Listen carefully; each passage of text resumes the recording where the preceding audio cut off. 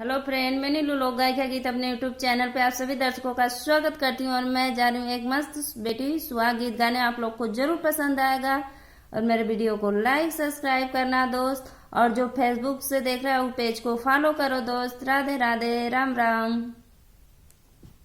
सुहाग लूटे चलल जाई दोनों जाने हो, सुहाग लूटे चलल जाई दोनों जाने हो, सुहाग लूटे चलल जाई दोनों जाने हो।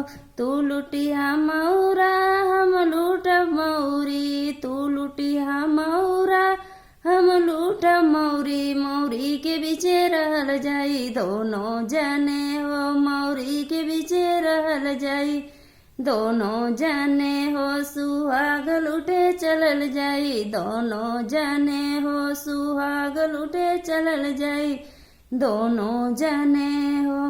तू लुटिया जमावा हम लूटब जोड़ावा, तू लुटिया जमावा हम लूटब जोड़वा, जोड़वा के बीचे रहल जाई दोनों जाने हो, जोड़वा के बीचे रहल जाई दोनों जाने हो। सुहाग लूटे चलल जाई दोनों जाने हो, सुहाग लूटे चलल जाई दोनों जाने हो।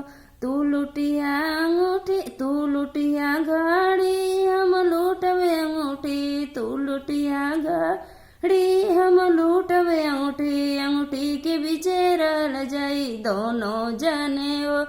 सुहाग लूटे चलल जाई दोनों जाने हो, सुहाग लूटे चलल जाई दोनों जाने हो।